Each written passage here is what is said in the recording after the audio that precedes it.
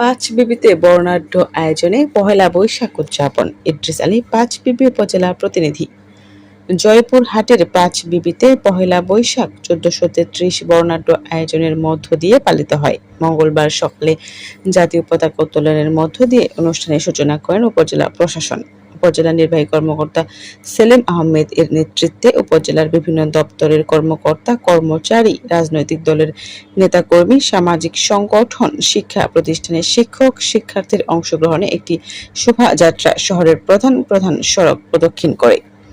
শোভাযাত্রা শেষে জাতীয় সঙ্গীত, বৈশাখী গান পরিবেশনের মধ্য দিয়ে কর্মসূচির উদ্বোধন করেন উপজেলা নির্বাহী কর্মকর্তা মহোদয়। বৈশাখ উপলক্ষে আলোচনা সভা, সাংস্কৃতিক অনুষ্ঠান, পুরস্কার বিতরণ ও চিত্রাঙ্কন প্রতিযোগিতার আয়োজন করা হয়। এ সময় অনুষ্ঠানে উপস্থিত ছিলেন উপজেলা সহকারী কমিশনার ভূমি বেলায়েত হোসেন, পাঁচবিবি থানার ভারপ্রাপ্ত কর্মকর্তা ওসি হাফিজ মোহাম্মদ রায়হান, উপজেলা বিএনপির সভাপতি আলহাজ সাইফুল ইসলাম ডালিম, সম্পাদক আব্দুল হান্নান চৌধুরী, সিনিয়র উপজেলা মৎস্য কর্মকর্তা মাহমুদা খাতুন পপি, একাডেমিক সুপারভাইজার জহুরুল ইসলাম, পল্লী উন্নয়ন কর্মকর্তা আশরাফুল ইসলাম ও পরিশেষে খোদাবক্স স্টেডিয়ামে বৈশাখী মেলার স্টল পরিদর্শন করেন মাসুদ রানা প্রধান। প্রশাসক, জয়পুরহাট জেলা পরিষদ ও কেন্দ্রীয় জাসাসের সদস্য, ভাস্কর ও কণ্ঠশিল্পী। এখানে আপনার প্রাচীন বাংলার যে ঐতিহ্য, আপনার হাডুডুডু খেলা থেকে শুরু করে আপনার লাঠি খেলা, বিভিন্ন ধরনের আয়োজন করা হয়েছে। শুভ নববর্ষ, সবাইকে বাংলা নববর্ষের শুভেচ্ছা জানাচ্ছি। আমরা আজকে দুস্থ কল্যাণ সংস্থা কর্তৃক আয়োজিত আজকের এই বৈশাখী মেলার যে আয়োজন করা হয়েছে পাঁচবিবি স্টেডিয়ামে, আমরা সবাইকে আমন্ত্রণ জানাচ্ছি। আপনারা সবাই আসেন, মেলা উপভোগ করেন। এখানে বিভিন্ন ধরনের বিনোদনের ব্যবস্থা আছে।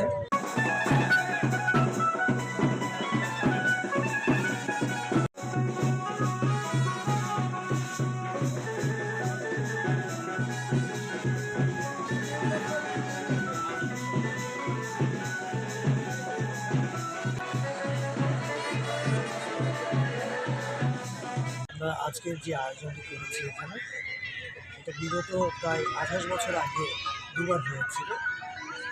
আর লাস্ট বইমেলা নামক একটা শিরোনামে যে আমরা ২০০১ সালে মেলাটি করেছিলাম। এরপরে আমরা কখনো দেখি নাই যে দীর্ঘ টানা ৪ দিনের কোনো মেলা পাঁচবিবিতে হয়েছে।